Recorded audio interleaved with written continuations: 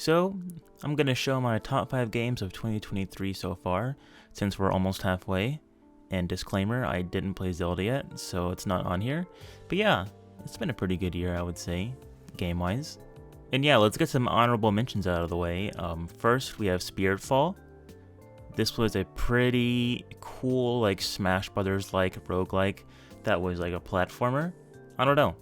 The controls in it felt good, you kind of knock people up. It was a great time. Next, we have the Vampire Survivors clone that's like also Diablo 1-ish clone. I don't know. This was a really unique take on that genre. I liked it a lot. And honestly, this one's really addicting. Next, we have Meat Grinder. This was a weird FPS shooty game where you're just on cars and trucks and stuff the whole time. And it's just constant mayhem. A lot of fun for like $9. But anyway, let's get into the top 5 list. The 5th best game I think released in 2023 so far is Raven's Watch. So this one is a roguelike based off like old folk tales and stuff. And like in this video I'm playing as Geppetto, but you got other cool characters. And it's kind of like your similar roguelike, but not really at all, because instead of going from floor to floor, you have this like big open world map. And you basically explore it, get as high as level as you can, collect different power-ups, gold, whatnot, and then like the whole goal is to beat the final boss at the end, which happens in 5 days and 5 nights. And also another cool thing about this is you have different skills between day and night. I just think how the game plays, it just feels good. Like, even though there's not a lot of content released yet, it's been a lot of fun to go between a bunch of different characters, you know, and just defeat the same boss. So I think because of that, it is the number 5. And next we have Warhammer Boltgun, which was released a couple weeks ago, and it's been incredible. Basically, you're a space marine dropped into this like demon-infested planet, and you get a bunch of different guns, and you just kind of go mauling stuff down. All the guns feel very different from each other, and they just feel so punchy.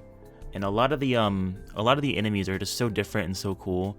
You got like the Chaos Marines running at you. You got people shooting fire flames at you from afar. You got crazy things from the sky coming down at you. I don't know. The movement feels good. The pixel art in this is incredible. If you like FPSs at all, and first-person games in that sense, I don't know.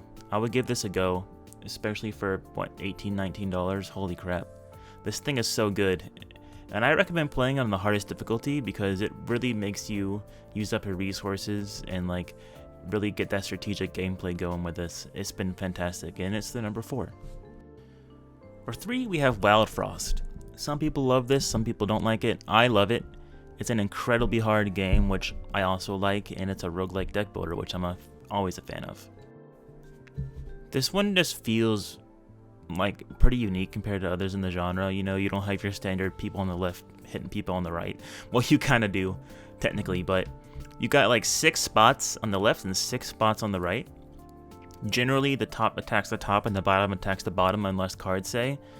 And you kind of, you draw your cards, and you can basically just go from there strategic-wise. You got a lot of stuff like aimless attacks, random spots. You can snowball someone to make them attack later. Which is really cool is the numbers on the card is kind of counts down their turn. And this game gets really freaking hectic, man. Like, the later levels of this, if you do one wrong move, you're donezo. I don't know, it's just really cool. It really makes you think, like, compared to other things deck builder wise, it really makes you think like 3, 4, 5, 6, 7,000 steps ahead, or else you're done for. And every single combat ends when you defeat the boss card. And this is really tough because sometimes you're really hurting before the boss card even comes out, you know, so you really gotta watch it. But yeah, this game has endless replayability to me, and this has been one of my most played games this year so far, so it's my number 3. So number 2, I have something that most people haven't heard of literally at all. It's Clash Artifacts of Chaos. I don't think I'm ever going to play something like this ever again, to be honest. This game has such a unique premise, and the fact that you have to kind of do this like dice type of game to even fight somebody. It's like the law of the world where you have to do this crazy dice rolling game, and whoever wins gets to have like their own parameters in battle.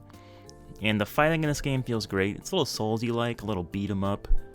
You have a lot of different combat stances and whatnot. But besides the combat, the story is the same kind of God of War story where you have this like boy with you, this bird, and you kind of have to transport him around the world, keep him safe, kind of fend off people.